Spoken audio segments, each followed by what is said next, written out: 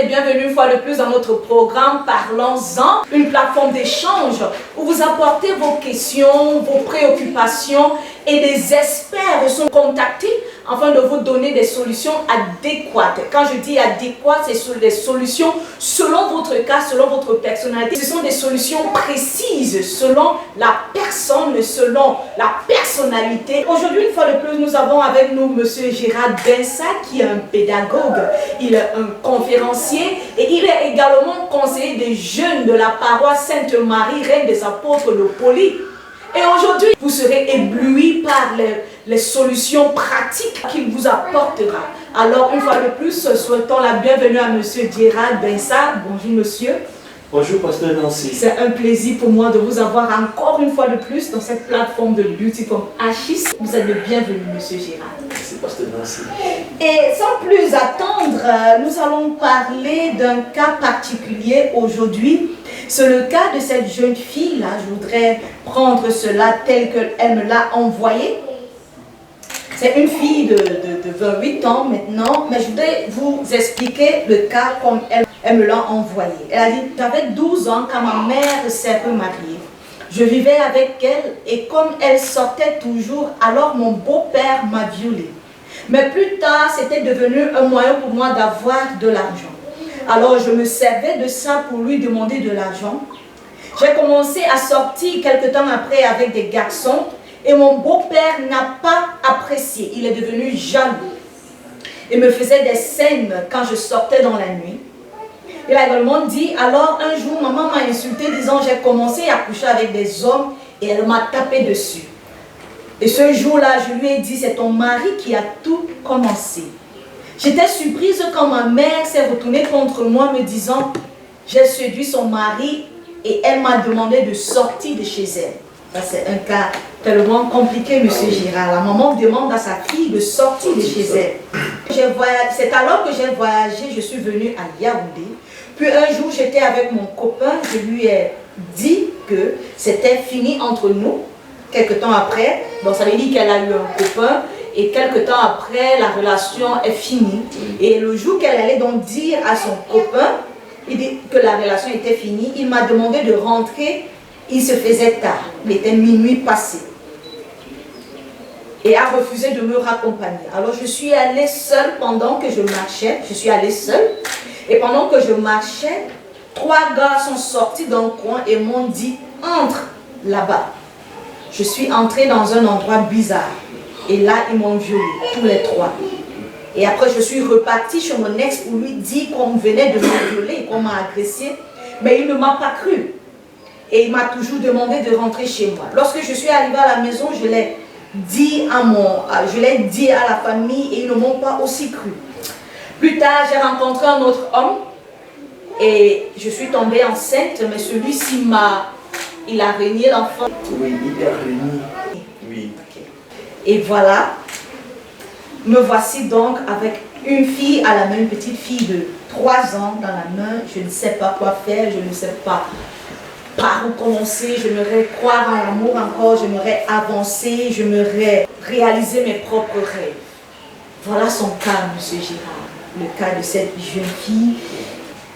Donc là maintenant, M. Gérard, on se rend compte que c'est une vie qui allait de pire en pire, si je peux mettre ça comme ça. Déjà à 12 ans, elle s'est fait violer par son beau-père et ensuite elle a pris cela comme une relation ou bien une manière pour elle d'avoir de l'argent. Et elle est devenue plus mature, elle est sortie avec des hommes et plus tard elle s'est fait violer par 3 garçons. Et après cela, comme si cela ne suffisait pas, elle est sortie avec un homme et elle est tombée enceinte et le monsieur l'a repoussée et il a renié la paternité de cet enfant. Monsieur Gérard, c'est... Voilà. C'est un cas, je peux dire c'est un cas vraiment triste, parce qu'on a cité ici une succession des événements tristes, vraiment. Et vous avez pris la peine d'énumérer ces événements tristes. Oui. Vraiment, vous voyez, et parfois, lorsqu'on vit des pareils événements, on se dit que l'enfer commence les autres. Ah, d'autres se disent à quoi bon vivre. À quoi bon vivre si n'est-ce pas, en l'autre, je peux trouver mon bonheur. Si en l'autre, je ne peux vivre que des frustrations. Un, son beau-frère, Son son beau-père. beau-père l'a violée. Deux, sa maman l'a chassé de la maison. Trois, elle s'est retrouvée dans la rue. Elle s'est retrouvée dans la rue. Elle est sortie avec un homme. Et la relation s'est terminée. Et ensuite, lorsqu'elle rentrait, elle s'est fait violer sur le même jour. Pas des inconnus. Des inconnus. Oh là là. Oui, une succession vraiment des événements tristes dans la vie d'un seul individu. Un seul individu. Monsieur Gérard, je ne sais pas s'il est important pour nous de commencer par la première étape, celle avec la maman. Parce que c'est parfois décevant, c'est parfois triste quand ta propre mère refuse de te croire et croit à un inconnu. Là, parfois, c'est de l'irresponsabilité, je peux dire ça. C'est de l'irresponsabilité, une fuite de sa responsabilité. La maman n'a pas voulu assumer, excusez-moi, la maman n'a pas voulu assumer toute sa responsabilité en tant que mère. En tant que mère. Bon. Et je dis toujours, vous voyez, c'est toujours souvent très délicat lorsque une maman fait un enfant avec un homme et à la longue épouse un autre homme. C'est souvent très délicat, c'est souvent très délicat. Et c'est pourquoi on se rend compte que dans beaucoup de cas, n'est-ce pas, il y a le beau-père qui commet toujours ces crimes de viol là.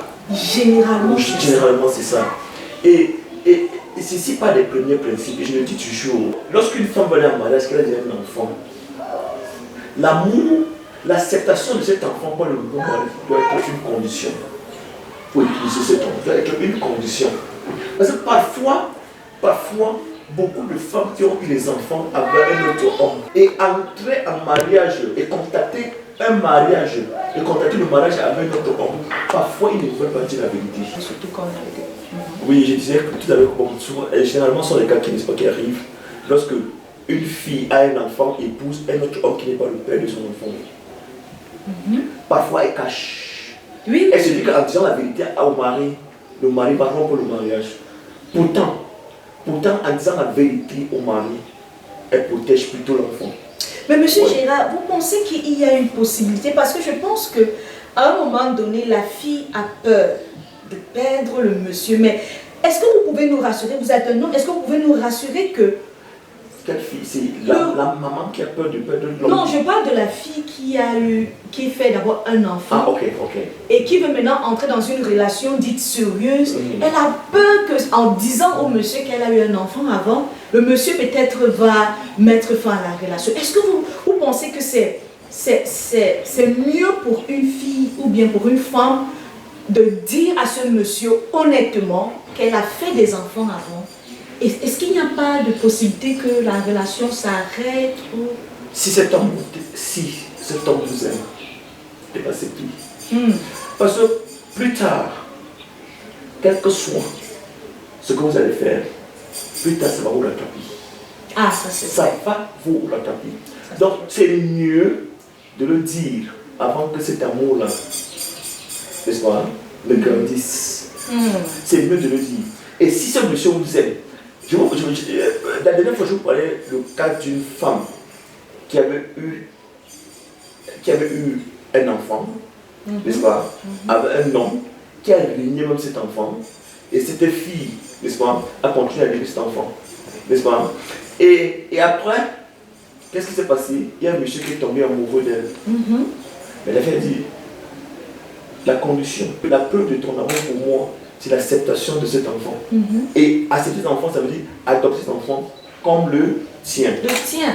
Le fait que beaucoup de femmes également, lorsqu'ils ont eu un enfant avant la grossesse, ils partaient laisser la maman, ils partaient laisser l'enfant avec la grand-mère. Oui, Oui, la grand-mère de l'enfant. c'est ça. Et quand on laisse la grand-mère souvent avec l'enfant, la grand-mère ne donne pas l'éducation qu'on veut à cet enfant.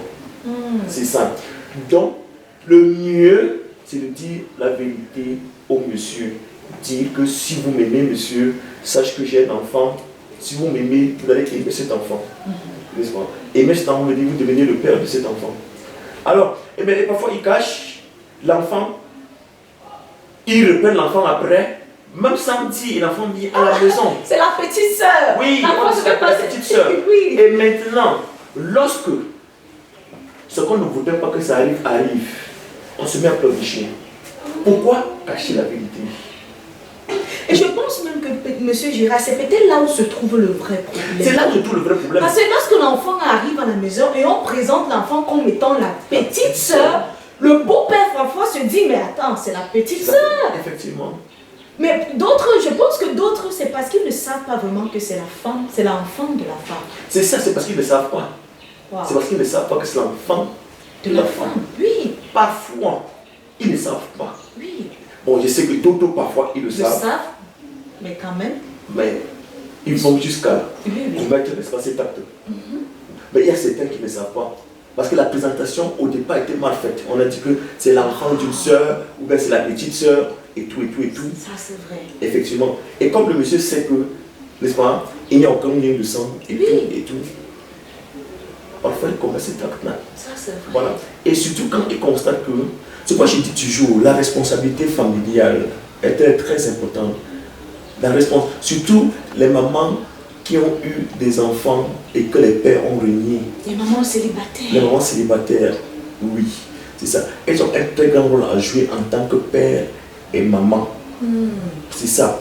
Il faut, parce qu'en ce moment-là, il faut encadrer l'enfant. En même temps comme un père et en même temps comme un enfant. Oui.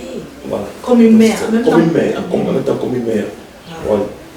Wow. Et par rapport à ça, M. Girard, cette fille, j'aimerais bien croire qu'à un moment donné, elle a perdu cette confiance. Déjà, la confiance en elle-même, ensuite en sa mère et ensuite à son entourage. Déjà, elle n'a pas connu son père, je suppose, au cas où elle n'a pas connu son père. Le monsieur qu'on lui présente maintenant comme étant son père, la viole. Et là, sa maman l'a réunie. Pour finir, elle n'a plus cette croyance en qui que ce soit. Bon, le problème maintenant, c'est qu'il faut savoir maintenant, c'est que comment se sont faites les présentations. Lorsque la maman épousait cet homme, mais la question qu'il faut savoir, est-ce qu'ils sont même mariés officiellement? Officiellement, ça c'est aussi. Voilà notre problème également. Il faut voir s'ils sont mariés officiellement. Si c'est le concubinage, là, vous voyez, l'acte se justifie. Ah oui. L'acte se justifie. Parce que c'est ça également qu'on amène nos filles, nos sœurs à éviter. Le concubinage, le fait de prendre ses affaires et venir rester chez un homme. Un homme, vous restez chez un homme, aucun avenir, rien, il ne dit rien. Hein? Vous avez une fille, vous avez la fille, vous vivez chez un homme où on n'a pas signé acte de mariage. Vos parents ne connaissent même pas le monsieur. Vous voyez que c'est déjà un grand danger. Il n'y a pas de sécurité. Il n'y a pas de sécurité. Donc, le problème maintenant, il faut aller au fond savoir si ce monsieur est légalement marié avec cette femme. S'il n'est pas légalement marié avec cette femme, vous voyez que le fait de ne pas être légalement marié à cette femme va le pousser à faire toutes ces choses-là. Et on comprend pourquoi il se permet de faire tout ça. Effectivement. Parce qu'il dit que, bon, en tout cas, peut-être c'est la fille qui a forcé pour venir vivre chez lui. Parce qu'on ne sait jamais.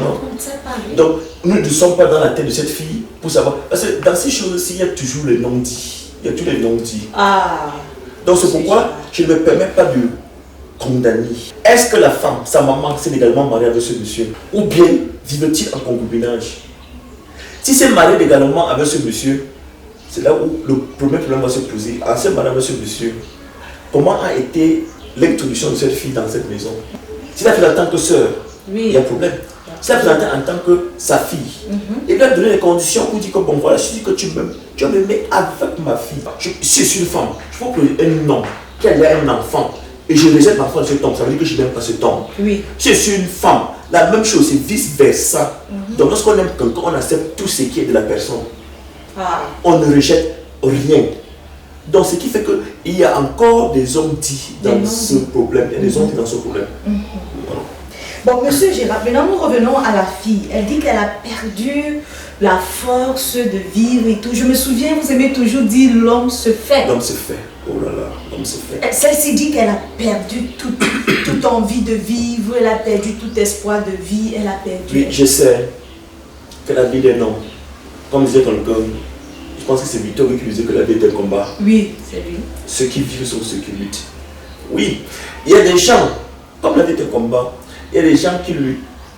Dès qu'ils luttent, à la fin de la lutte, ils sont abattus. Il y a d'autres qui luttent, à la fin de la lutte, se relèvent. N'est-ce pas?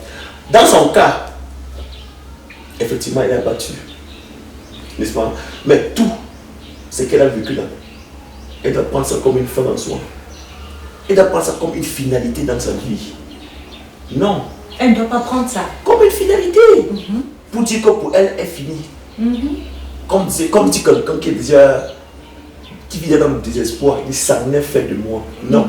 La situation qu'elle vit, il faut qu'elle s'efforce, n'est-ce pas, aller au-delà de ce problème. Et je le dis souvent, que au-delà des problèmes, il y a une vie à vivre. Un problème. On ne doit pas être abattu parce qu'on a vécu une situation, comment je peux dire, désagréable. Une situation malencontreuse, comme on dit. Voilà, une situation malencontreuse. Non, on ne doit pas s'arrêter à mi-chemin. On ne doit pas s'arrêter à mi-chemin. La vie est un combat. La vie est un combat. Donc, si on met dans la tête déjà que la vie est un combat, n'est-ce pas? On doit savoir que ce combat-là, c'est une succession. Ça va être une succession de combats jusqu'à la fin de nos jours. Et à chaque combat, on va toujours le répéter, sont comme des enseignements. Lorsque on est en face d'un échec, n'est-ce pas? Lorsqu'on est en face d'un obstacle, c'est une façon de nous dire que peut-être la décision qu'on a prise n'est pas bonne. Il faut revoir. Il faut revoir. Quelque part, c'est aussi pour nous dire que l'intention n'était pas bonne. Il faut revoir. Mais parfois, face à ces obstacles-là, qu'est-ce qui se passe? On démissionne. Ce point, je te dis, dans nos difficultés, on ne doit pas regarder les difficultés, on doit regarder plutôt les leçons qu'on en tire de nos difficultés. Les leçons qu'on en tire de nos difficultés. Lorsque je suis en train de conduire et je vois un dos d'âne, ça va me permettre de faire quoi? Ça me permet de freiner, c'est en vitesse. Ça me permet de freiner et d'aller lentement. Pour traverser sûrement ces deux dames et continuer mon chemin. Mais celui qui va prendre ça comme un obstacle, celui qui ne va pas observer ça, va venir, va monter en vitesse. Et ça sera la catastrophe. Et il y aura des conséquences néfastes sur la voiture et sur lui-même qui conduit. Donc les obstacles, parfois dans la vie, c'est pour dire pause. Ah, j'aime bien ça. C'est pour dire pause. C'est pour dire pause. Vous voyez, lorsque vous êtes en train de suivre une chanson, ou bien vous avez suivi une chanson jusqu'à ça tellement fait du bruit dans l'oreille là, on met le pause. Voilà. On ne met pas le pause parce qu'on n'aime pas la chanson. On met pause parce qu'on veut aller à autre chose. Donc, les obstacles dans la vie, quand nous prenons les obstacles comme ça dans la vie, ça va nous aider plutôt à grandir. Ça va nous aider plutôt à grandir. C'est comme tout récemment, après les résultats du TC, j'ai appris qu'il y a un enfant, lorsqu'il a suivi les résultats, il a appris qu'il avait échoué, il a commis un suicide. Parce qu'il a vu l'échec comme un blocus. Mais pourtant, si j'avais pris cet échec-là comme, hey, il y a une leçon à tirer de cet échec. Peut-être que je ne me suis pas mieux préparé. Peut-être qu'il y a quelque chose que je n'ai pas fait. Et je cherche maintenant à faire cette chose-là. Pour l'année suivante. Ça c'est. Pour voir comment je peux remonter la pente. Donc, quand elle dit qu'elle ne peut plus aimer, qu'est-ce qu'elle dit? Elle a dit qu'elle a perdu le goût de vivre. Elle a perdu le goût de vivre. Elle ne peut plus aimer, elle ne sait plus quoi faire de sa vie et tout ça.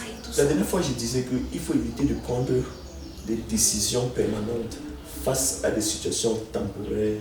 Voilà. Oui. Ce qu'elle a vécu, c'est quelque chose de temporaire. Ça va passer. Wow.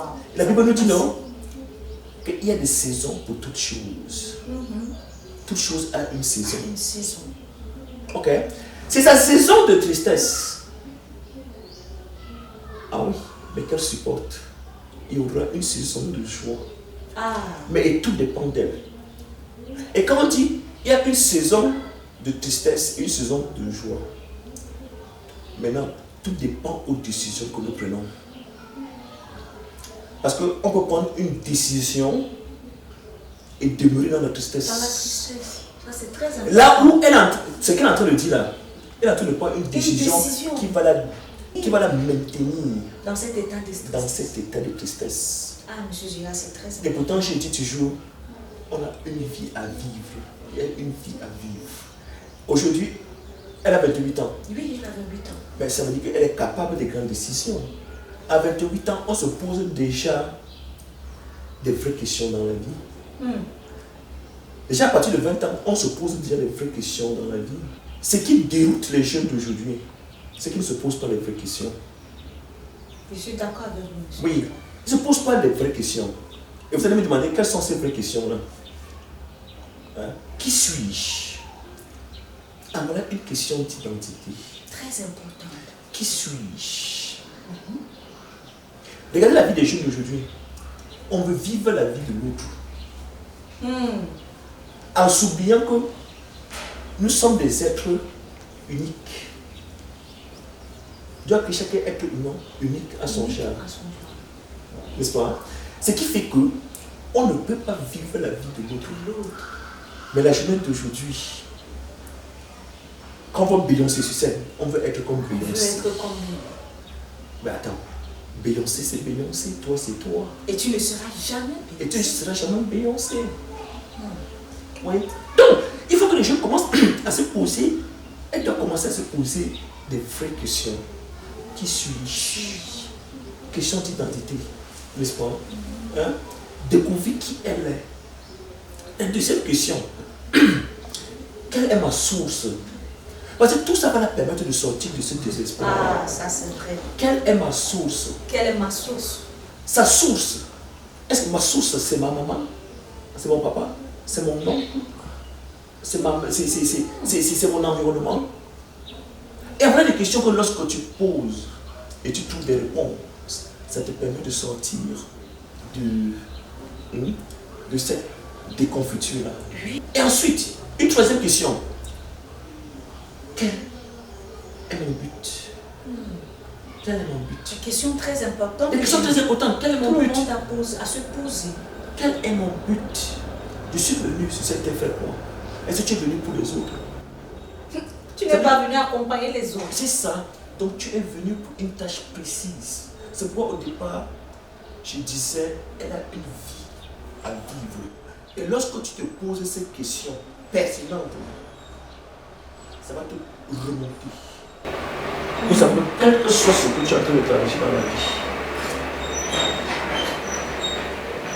toutes ces choses-là, tous ces obstacles-là, tous ces afflictions, tous ces problèmes que tu as dans la vie, ne permettent que qu'à te découvrir, à savoir ton but. Et monsieur Gérard, Et maintenant, une autre question également, n'est-ce pas? Hein? Qu'est-ce qu'elle doit faire? Qu'est-ce qu'elle doit faire? N'est-ce pas? C'est très pertinent. Qu'est-ce qu'elle doit faire? C'est ça. C'est de là, quand elle se pose cette question-là, c'est à partir de là qu'elle découvre son potentiel. Monsieur Gérard, j'aimerais vraiment dire ceci. Parfois, quand les gens disent j'ai perdu le sens de vivre, j'ai perdu le goût de vivre, mais c'est justement parce que ces personnes ne se posent pas ces 4 questions clés. Dans la majorité des cas, quand je dis souvent, quand je demande à un jeune souvent, qu'est-ce que tu veux devenir dans la vie? D'autres n'ont même pas de réponse. Beaucoup n'ont pas de réponse. Il dit je ne sais pas. Déjà à 20 ans, on peut déjà savoir ce qu'on veut. Wow. Déjà à 18 ans même, on peut déjà savoir ce qu'on veut. 18 ans, c'est quand même déjà l'âge mature. C'est l'âge mature. À 18 ans, un enfant est en terminale. Tu peux être en terminale, tu ne sais pas ce que tu veux dans la vie. Tu cherches à vivre la vie des autres. Et chacun a son parcours. Et chacun a sa ça. ligne. Chacun. Ah, si tu es là et tu te poses la question, ou bien tu te dis tu as perdu le goût de vivre, j'aimerais que tu revoies ces 4 questions et que tu les répondes Effectivement. sincèrement. Et je pense qu'il y a même 5 questions. C'est 5 questions. Pourquoi suis-je ici? Voilà. Pourquoi je suis ici? Ça, c'est le but. Voilà. Qui suis-je? Première question. Question d'identité. Deuxième question. D'où est-ce que je viens? Qui est la source? N'est-ce pas? Troisième question. Pourquoi suis-je ici? Ça, c'est le but maintenant. Le but. Voilà. Et quatrième question. Que puis-je faire? Que puis-je faire? Et c'est dans que puis-je faire que tu découvres les potentialités en toi. Et enfin maintenant, où vais-je? Où vais-je? Oui, donc on a dit qu'il a perdu le sens de sa vie. C'est parce qu'il ne parvient pas. Et dans la majorité des cas, n'est-ce pas? Ça sont des questions qui tournent autour de l'existence humaine et la majorité des cas, nous ne répondons pas à ces questions. Et c'est pourquoi on tourne en rond. On tourne en rond. Et c'est pour ça que nous pouvons facilement baisser les bras. On ne peut pas baisser les bras. Quand vous posez une question comme que puis-je faire, ça vous permet de commencer à vous chercher. Ah oui? Oui. Que puis-je faire?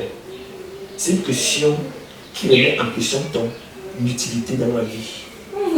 Ta valeur. Ta valeur. Que puis-je faire? Que puis-je faire? Ça remet en question ta valeur. Ça remet en question ta tâche sur terre. Parce que chaque être humain est venu sur cette terre avec une tâche à accomplir. Bien précise. Quelle est ta tâche à accomplir? Quand elle dit qu'elle est découragée, elle n'a plus le goût de vivre. Non. Elle est là pour une tâche. C'est pas pour ça que je dis que au-delà de tout ce problème, elle a une vie.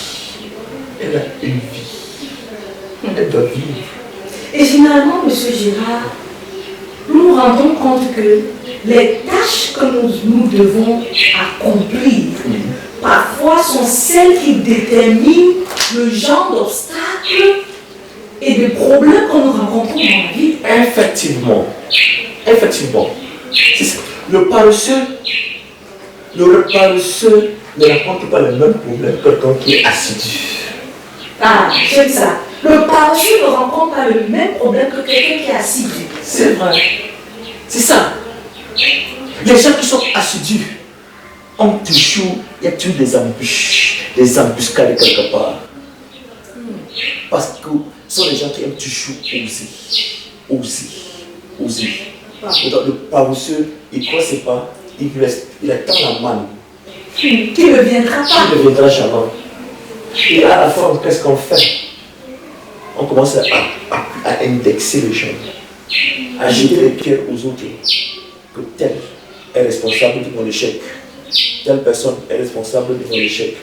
On accuse les oncles au village, on accuse les grands-mères au village, par-ci, par-là. Ce que j'ai dit, là, elle a une décision à prendre. Il y a une décision à prendre. Oui, je suis d'accord. Et chaque décision qu'elle va prendre, n'est-ce pas? La décision qu'elle va prendre, il faut qu'elle assume. Si elle voit que les problèmes qu'elle a eus, elle ne peut pas dépasser ces problèmes, elle va prendre une mauvaise décision. Ah, ça c'est vrai. Mais si elle se rend compte que non, c'est plutôt un moyen pour elle de devenir ce qu'elle aimerait être. Qu'est-ce qu'elle va faire? Elle va oublier. Elle va oublier. Bien sûr, les blessures seront là. Il y a des blessures de la vie sont les leçons pour nous. Les blessures de la vie sont des leçons pour nous. C'est ça, sont des leçons. Donc, elle tire un enseignement de ce qui s'est passé. Et à partir de là, elle va savoir comment se conduire. Monsieur Gérard, j'aime bien cette partie-là, les blessures de la vie sont ce que... Sont les leçons de la vie. Sont les leçons de la vie. Il y a quelqu'un qui a dit, il n'y a pas de héros sans blessure, sans cicatrice. Oh là là. Il n'y a pas de couronne. Et j'aime dire à ma manière, il n'y a pas de couronne sans croix. Il n'y a pas de couronne sans croix. C'est sa croix. Et cette croix-là l'amène à la couronne. Ah, wow. Et personne ne peut savoir, peut-être elle est déjà même près de la couronne. Ou elle est en train de vouloir désespérer. Elle peut être près de la couronne. Là, voilà en train de désespérer. Oh, ça veut dire qu'à chaque fois, vous avez parlé de la... Il n'y a pas de couronne sans la croix. Ça veut dire qu'à chaque fois qu'on quitte d'une étape à une autre, les leçons que nous tirons, ou bien les leçons, les petites victoires que nous avons sont un peu des armes que nous gagnons. Effectivement. Des trophées que nous gagnons. Les trophées que nous gagnons. Pour pouvoir mieux gérer. Pour mieux gérer. Waouh, c'est très important. Pour mieux gérer. Et monsieur Gérard, ça veut La dire suite. pour mieux gérer la suite. Ça veut dire qu'il est très important. Notre sœur qui a donné ce cas, il est très important pour elle de se poser les 6 questions. Les 5 questions fondamentales. 5 questions fondamentales. Elle commence d'abord par ça. Oui. Parce que quand elle me dit déjà qu'elle a beaucoup de souffle, là c'est comment dire qu'elle a beaucoup de souffle. Oui, ça c'est clair. Et là je vous dis de poser ces 5 questions fondamentales. Et reste dans sa chambre. Et poser cette question. Je lui conseille d'aller devant un miroir. Son miroir. Ah, j'aime bien ça. Elle se regarde face à face. Elle va voir son reflet. Et elle se met à se poser ces questions. À partir de là, il y aura une prise de conscience. Et il y aura une stratégie qu'elle pourra mettre. Il y aura une stratégie qu'elle pourra mettre. Et je me dis qu'à partir de là, elle aura une force qui pourra la propulser. Wow. Oui, pour, comment je peux dire, une nouvelle version d'elle. Pour se reconstruire. Le jour où elle va se regarder dans le miroir et se poser ces 5 questions, ce jour-là, une nouvelle version d'elle va renaître. Wow. Oui. Il y aura une vraie naissance. Oui, il y a une vraie naissance. Wow, j'aime ça. C'est vrai qu'à un moment donné, quand on donne cela, j'aimerais, monsieur Gérard, qu'on fasse comprendre à cette jeune fille, à cette jeune demoiselle que après avoir posé cette question, après s'être posé toute cette question, elle doit lui donner le temps de poser pierre après pierre. Effectivement. La patience et pouvoir se donner des objectifs pour ce jour. La vie est comme un édifice qu'on construit. Tout est planifié, tout doit se planifier. On ne bâtit pas une vie à la je m'en foutisme. Lorsque vous bâtissez votre vie à la je m'en foutisme, vous-même là, vous allez voir les conséquences. Donc, c'est une chose, il faut du temps. C'est pourquoi je dis aux gens, on ne parle de sa vie au sérieux. On ne prend sa vie au sérieux. Pour moi, parce que l'homme n'a qu'une seule vie. Donc ça veut dire que la vie que nous menons, si, il faut l'exploiter au maximum. Parce qu'on n'aura pas une autre vie. On n'aura plus une autre vie. Très important. Donc il faut. Parce que le bien dit souvent que, bon, parfois, bon, quand nous, je ne sais pas, hein, quand on grandissait, c'est pas si pour mettre la religion en question, on dit souvent que, bon, c'est mieux de souffrir sur terre parce que la joie dans le paradis. Ça vraiment. Ça vraiment. Non. Et c'est comme ça qu'on a endormi les gens. Oui. On a endormi les gens. Tu ne peux pas souffrir en pensant que, en croyant que c'est au paradis. Non. N'est-ce pas? Que tu vas vivre heureux. Non, pas du tout. Pas du tout. Ton paradis commence sur terre. Oui. Et continue au ciel. En fait, même tout ce que tu vas faire, c'est sur cette terre. C'est ça. C'est ça. S'il y a une autre vie, ouais, le paradis commence sur terre. Donc, vis ta vie sur terre de manière pleine. Au maximum. Au maximum. Ouais. Et pour vivre une vie pleine, ça ne veut pas dire que cette vie sur terre, qui sera une vie pleine, hein, sera une vie de rose. Non. Non. C'est une vie qui sera pleine d'embûches.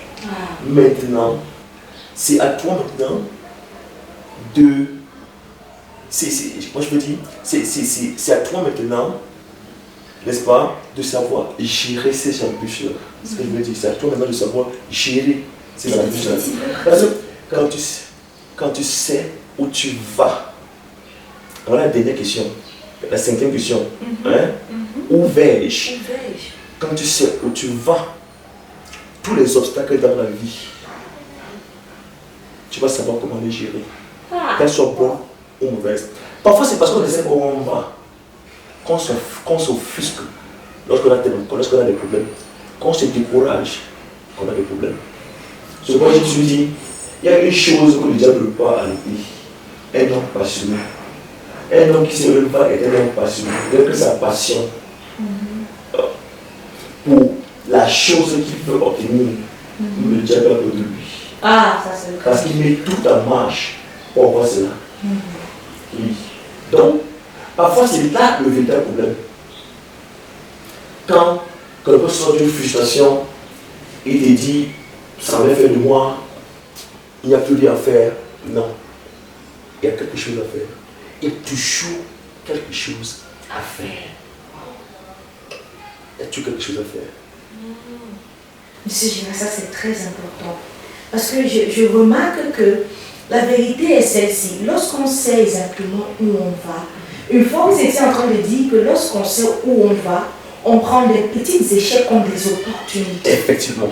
Alors, quand on sait où on va, après avoir répondu à la cinquième question, on se rend compte que les petits obstacles que nous rencontrons ne sont pas des fins, ne sont pas des... Là, ce n'est pas la fin du parcours, mais c'est plutôt une autre moyen de chercher une autre méthode ou bien notre stratégie pour pouvoir atteindre notre destination, ou bien considérer cela juste des petits carrefours. Oui. Ou des petits tournants. Oui, des petits tournants qui nous fortifient. Qui nous fortifient. Qui nous fortifient. Donc le problème sera pour nous fortifier. Et ces problèmes qui nous fortifient nous préparent pour un autre niveau dans la vie. Et j'aime quand on dit ça bien en anglais, another level in life. Je dis, la vie est faite de niveaux. Life is made of levels. Ok? From one level to another. Lorsque tu quittes d'un niveau à l'autre, chaque niveau a ses problèmes. Chaque niveau dans la vie a ses problèmes. Quand vous êtes au deuxième niveau, les problèmes que vous avez au deuxième niveau ne sont pas les problèmes du premier niveau. Donc, lorsque vous êtes en mesure de vous confronter aux problèmes du premier niveau, vous allez au deuxième niveau déjà fortifié pour affronter maintenant les obstacles du deuxième niveau. Donc, lorsque on met cela dans la tête, lorsque ça en face des problèmes, on applaudit seulement, on dit oh, des opportunités, des opportunités, des opportunités, des opportunités. Ça, ce sont des choses qu'on ne dit pas aux enfants pendant qu'ils grandissent. C'est ça. Effectivement. Et voilà la différence entre, voilà, vous venez de m'inspirer un peu là. On a la différence entre l'enfant, je peux dire, la conception de la vie du riche et la conception de la vie du pauvre. L'une des choses qui fait que le pauvre reste pauvre et le riche reste riche, c'est à cause des enseignements qu'ils donnent à leurs enfants. Tu vois, c'est pourquoi c'est difficile souvent, tu vois, l'enfant n'est riche devenir pauvre. Non. Les enseignements que le riche donne à l'enfant. Tu prends un exemple terre à terre. Le riche ne pourra jamais dire à son enfant que l'argent n'est pas bien. Mais le pauvre va dire à l'enfant que l'argent n'est pas bien. Que l'argent change les gens. Que l'argent change les gens. Mais on oublie que il y a quelque chose de fondamental. J'ai pris cet exemple là, consciemment. Le problème d'argent. L'argent ne change personne. L'argent amplifie ce qu'on est. Wow. Donc ça veut dire que si tu es mauvais, on te donne des millions. Hein? Ça va amplifier ton nature d'être mauvais. Et c'est pourquoi tu vas multiplier maintenant des mauvais actes. Il y a quelqu'un par 10. Ou bien par 1000. Parce que tu as de l'argent. Tu n'as pas pu faire du mal à 10 personnes parce que tu étais pauvre. Mais quand tu as l'argent maintenant, tu as envie de faire du mal à 1000 personnes. Oui. Et celui qui est bon, l'argent amplifie sa bonté. Si dans sa petite richesse, il peut faire du bien à 10 personnes, qu'elle a l'argent, il fait du bien à 1000 personnes. À 1000 personnes. Ça, c'est très connu. Donc, c'est ça. En voilà ce que le riche dit à son enfant. Et l'enfant, l'argent, c'est bien. Il fait des efforts, travaille dur pour être riche. Ça va te permettre d'éviter certaines choses dans la vie. Mais le riche, quand il voit le pauvre passer avec sa Ferrari, il va dire à son enfant, tu vois, il a trempé sa main. Pour faire comprendre à l'enfant que non, être riche, ce n'est pas bien. J'ai suivi un homme un jour qui a dit que la richesse est devenue suspecte de nos jours. Voilà, c'est ça, elle est devenue suspecte de nos jours. C'est pourquoi je te dis, tout est ici, là. Dans la tête. Dans la tête. C'est pourquoi je dis souvent, poverty is not a state of lack. La pauvreté n'est pas un état de manque. C'est un état d'esprit. Wow. La richesse n'est pas un état d'avoir ou bien un état de possession. C'est un état d'esprit. Wow. Il y a quelqu'un qui m'a posé la question, nous savons mais pourquoi les riches, ils sont riches, ils cherchent l'argent? Oh, bien. On ne peut pas chercher. Si tu comprends déjà que life is made up of levels. Levels. N'est-ce pas? Tu vas comprendre que même dans la richesse, il y a aussi des niveaux. Les niveaux. Donc, chacun cherche à son tour à élever son niveau. Même dans la richesse. Comme il y a beaucoup aussi qui élèvent leur niveau dans la pauvreté. Dans la pauvreté. Oui. Ils élèvent leur niveau dans la pauvreté. Ils ne font que s'appauvrir. Parce qu'ils voient en la richesse Satan. Oui. Ils voient en la richesse les sectes. Ils voient en la richesse le sang. Donc, revenons à notre vie. Nous ne sommes pas au sujet. Pas du tout. Nous sommes en train de rebâtir sa mentalité pour qu'ils comprennent que au-delà de tout ce qui lui arrive, l'homme est un être de possibilité. Il y a une possibilité pour elle de renaître, de se rebâtir, de se rebâtir.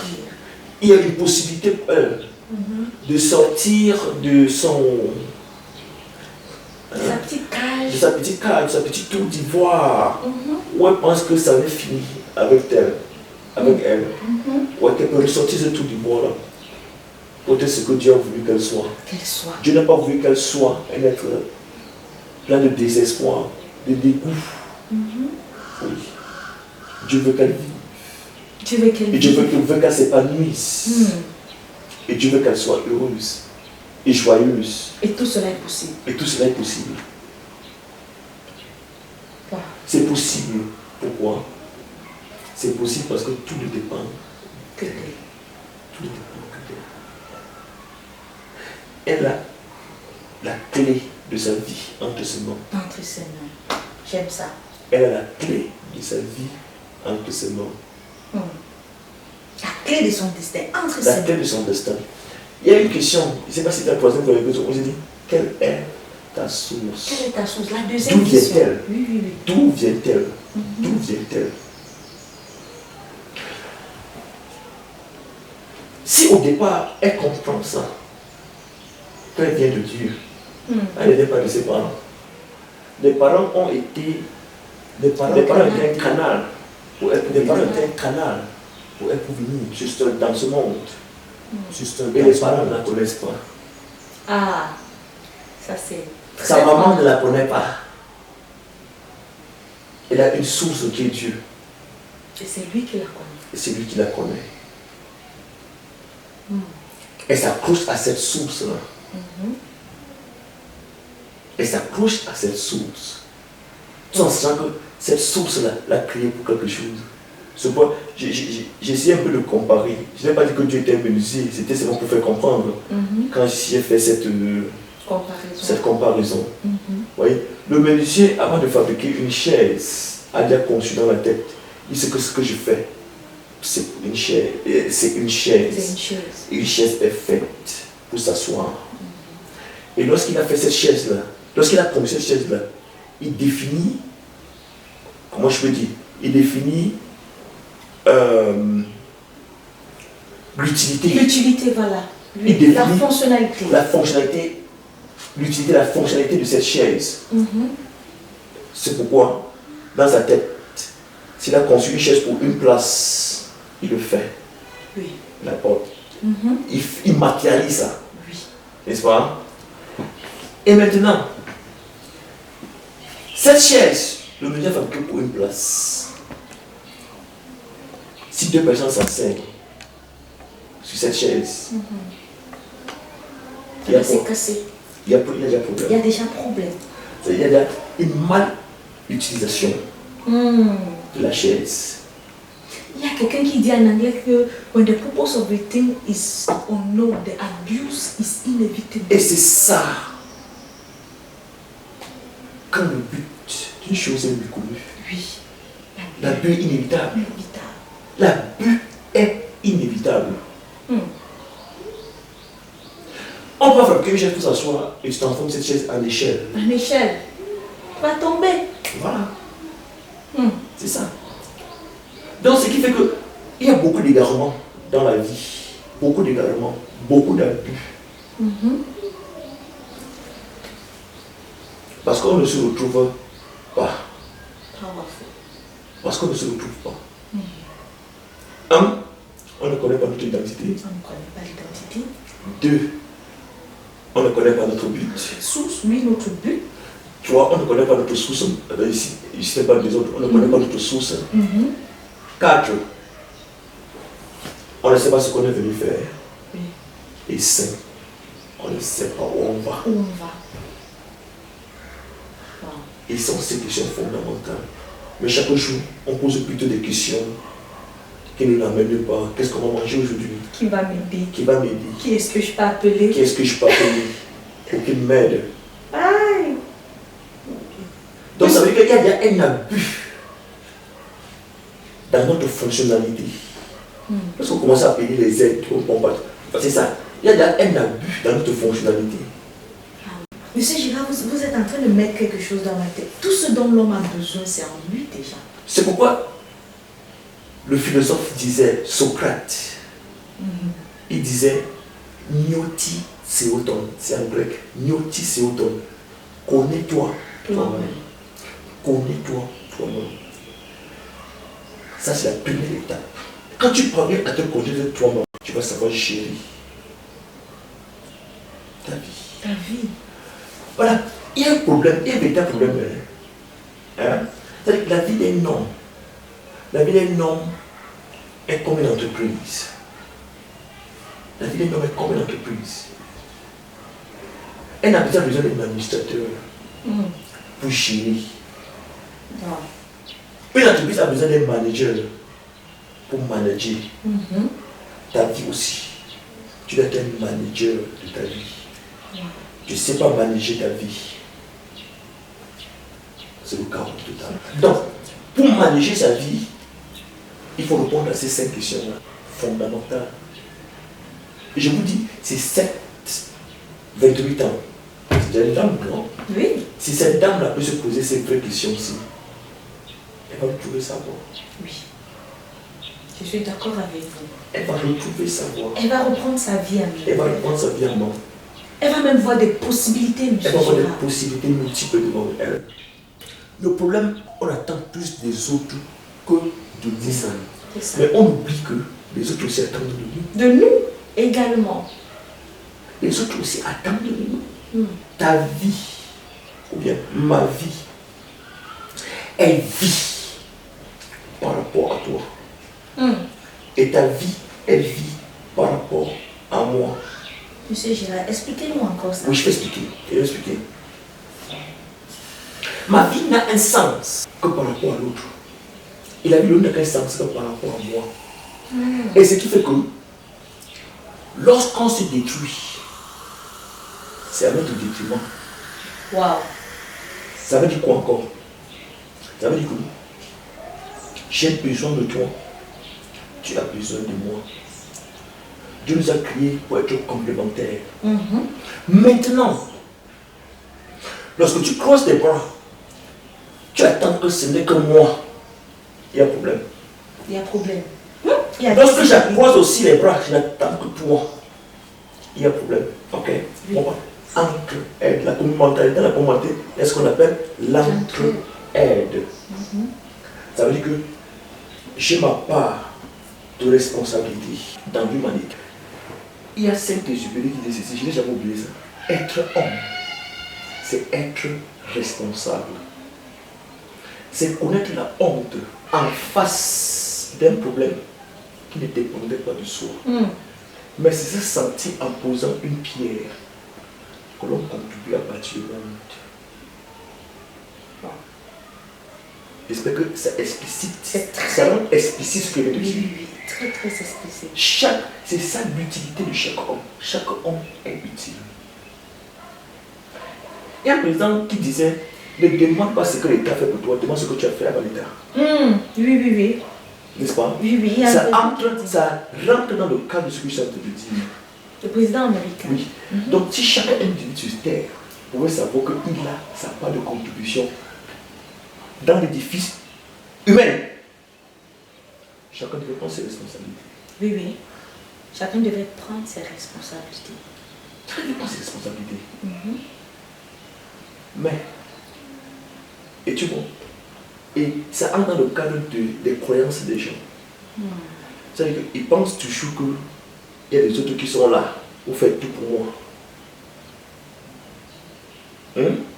Je dois seulement m'asseoir et rester à attendre. Quand ça ne vient pas, je compte devant. Comme ce n'est pas venu.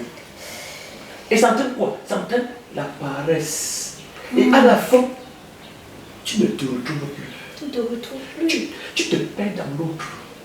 Ah, monsieur Gérard. Tu te perds dans l'autre. Donc, je veux dire, cette fille, il ne faut pas, cette dame, il ne faut pas qu'elle se perde dans l'autre. Il ne faut pas qu'elle se perde dans sa mère. Il ne faut pas qu'elle se perde dans son oncle. Dans son beau-père. Dans son beau-père. Il ne faut pas qu'elle se perde dans les gens qui l'ont violée. Les gens qui l'ont violée, son ex-petite amie. Il ne faut pas qu'elle se perde dans son ex-ami. Il faut qu'elle sorte de là et prenne sa vie en main. Monsieur Gérard, j'aimerais un peu qu'on revienne sur... Il faudrait qu'elle comprenne que lorsque vous dites qu'il ne faut pas qu'elle se perde, ça veut dire qu'il ne faut pas qu'elle s'attarde à ce qu'ils sont faits. C'est clair. Il ne faut pas qu'elle s'attarde là-dessus. Quand tu m'attristes et que je passe la journée à même me fondre,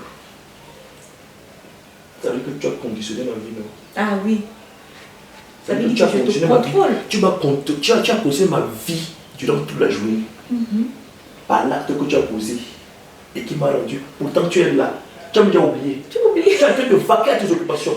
Mais je suis là en train de me morfondre. Tu comprends? Pourquoi tu m'as fait ça? Et ça t'empêche d'évoluer. Tu ne peux plus faire. Tu ne peux rien faire pour toi. Tu ne peux rien faire dans la société. Tu vois, tu t'enracines dans un problème et tu demeures dedans. Tu demeures dedans. Tu as une fixation. Et ta vie, quand tu as une fixation sur une chose, c'est cette chose-là qui contrôle ta vie. Quand tu as une fixation sur tes parents, ils vont contrôler ta vie.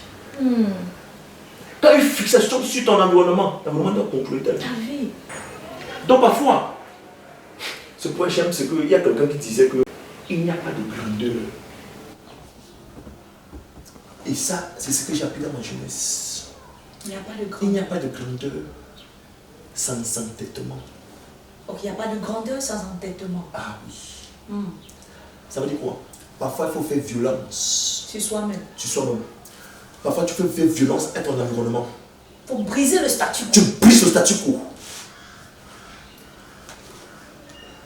Quand tu sais où tu vas. Quand tu sais où tu vas, tu brises le statu quo. Les gens m'ont dit ce qu'ils m'ont dit. Oh, celle-là, il est devenu quoi? Il est devenu têtu, il est devenu ceci, il est devenu cela. Tu vois les noms. Ceux qui ont réussi ont eu des noms.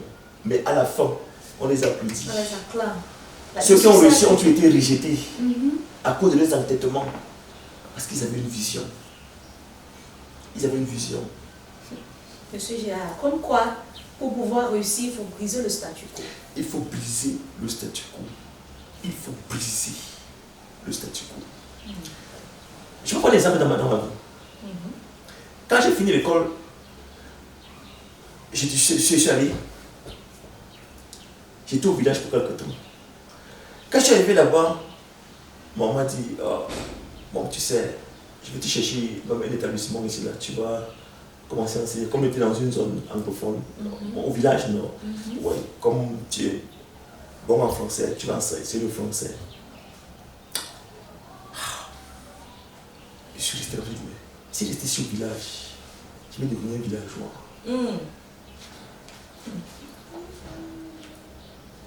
Et ils savaient quoi faire. Ils savaient où partir.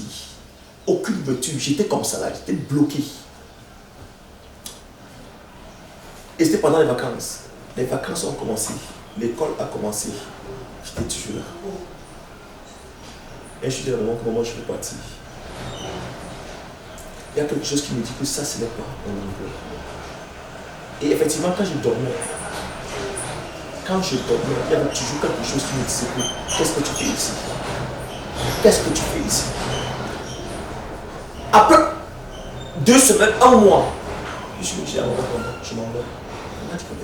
Tu pars où? Je sais pas où je vais. C'est pas pour dire que je n'avais pas les hommes, que je n'avais pas les. Le problème, c'est que je ne voulais compter sur personne. J'ai dit, je m'en vais. J'ai découvert, c'était sur le plan moment. Il dit que toi, tu pars où? Mon père était là. Il dit que toi, tu pars où? Reste ici, il y a des opportunités ici. Il dit que non, les opportunités qui sont ici, là, ne sont pas pour moi. Il y a ceux, donc ces opportunités cadrent avec eux. Oui. Mais avant moi, ça ne cadre pas. C'est ici, il devenir un bon villageois.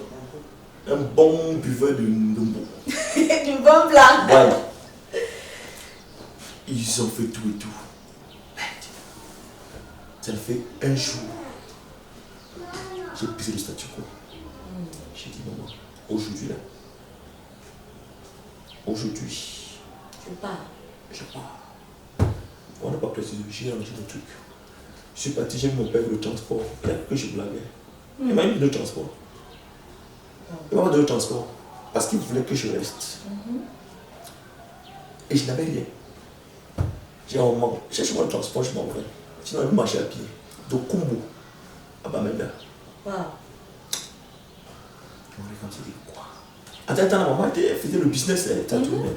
C'est pas comme si elle n'avait pas l'argent. Ouais. Non, ils avaient l'argent. Tout cela, c'était pour me décourager, pour que je ne parte pas. Alors j'ai dit, là maintenant, je porte mon sac. J'ai porté mon sac, j'ai mis sur la tête. Je suis parti dans sa boutique à trouver. Elle s'est mise à pleurer. Maman a pleuré. Elle a pleuré. Toi, tu pars où? Est-ce que tu as appelé mes soeurs de Bamenda? J'ai dit, je n'appelle personne. Je suis quitté, je suis allé à Bamenda. Dès que j'arrive à Bamenda, il y a une cousine qui a su que j'étais à Bamenda. Elle m'a appelé. Elle m'a dit que j'attends que la maman a appelé pour dire que oui, je suis à Bamenda. Il vient à la maison. Je suis dans la maison. J'ai fait 3 jours.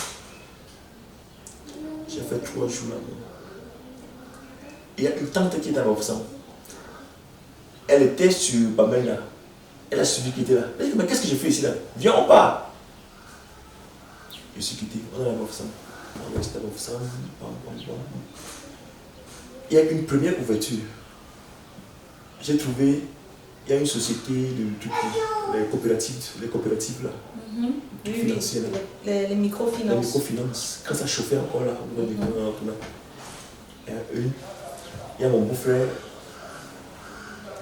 qui passait dans ce quartier là, constaté qu'on voulait les gens qui pouvaient travailler là. Et il m'a demandé de léger, de demander parce que c'est pour ça qu'on peut travailler là.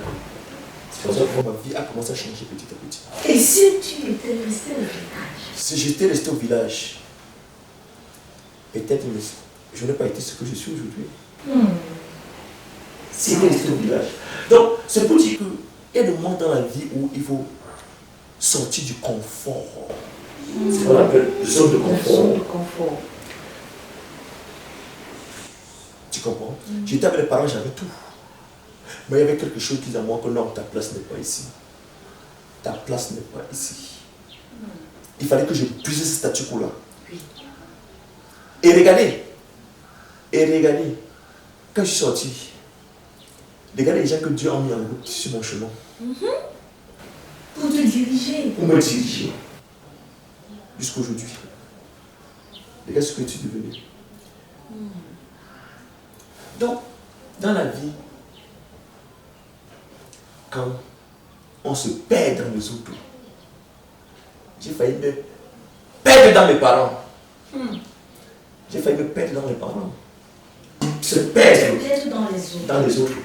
Voilà. Donc si j'avais accepté de me perdre dans mes parents, dans ce confort zone là, où il y avait tout, c'est-à-dire que je me lève, je mange, bon, quand il y a dans le poche, on me donne, j'ai devenu un toutou. Donc parfois, il faut briser ça.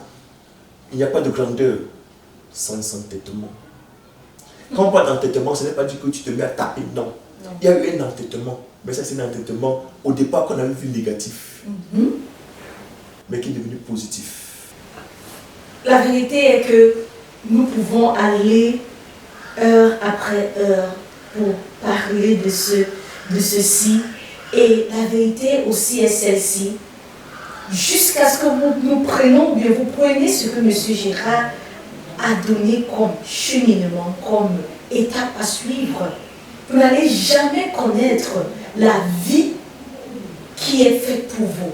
Une fois, M. Gérard a dit, si l'homme ne réagit pas, Dieu ne peut pas agir. Alors, ceci c'est pour que tu réagisses. Et quand tu vas réagir, tu vas te rendre compte que des choses seront mises en place, comme dans la vie de M. Gérard, pour t'amener, pour te conduire vers ta destination, pour te conduire vers la beauté que la vie te réserve. J'aimerais conseiller à toi qui me regardes de prendre plus tard le temps de réécouter cette émission et de noter point après point ce qui a été dit et les étapes après une autre. Et là, tu verras que si tu marches selon ces étapes, si tu réponds aux questions fondamentales de la vie, tu vas te rendre compte que ta vie sera tout tracée. Tu verras le puzzle de ta vie et là, tu pourras marcher étape après étape et ton espoir ne va jamais faillir, ta foi ne va jamais faillir. L'image que tu vois de ta vie te montre déjà les choses que tu peux accomplir. Je ne sais pas si on peut dire... je pense donc je suis. Voilà. C'est le cogito ergo sum. Voilà. De René Descartes. De René Descartes. Je pense dont je suis. Alors si tu arrives à avoir déjà une image de ta vie, alors tu pourras devenir cette image. Ah oui. Et c'est donc très important pour toi de mettre ces questions, de les classer, de les répondre et d'avoir une image de ta vie. Et là, tu deviendras cette image. Alors, je te conseille de rester encore scotché sur ce programme de Parlons-en, sous couvert Beauty from Ashes, et tu verras comment, jour après jour, tu auras des solutions adéquates qui te permettront d'avoir une vie, une belle vie, une bonne vie. Monsieur Gérard, vous avez quelque chose à ajouter? Oui, ce que je voulais ajouter, c'est que lorsqu'on a l'image de ce qu'on veut être, la deuxième des choses, c'est de croire. De croire en elle, ça c'est très important. C'est très important. Il faut croire en cette image-là. Et c'est le fait de croire à cette image qu'elle se matérialise. Ah, ça c'est très important. Merci beaucoup, monsieur Gérard, pour cette précision.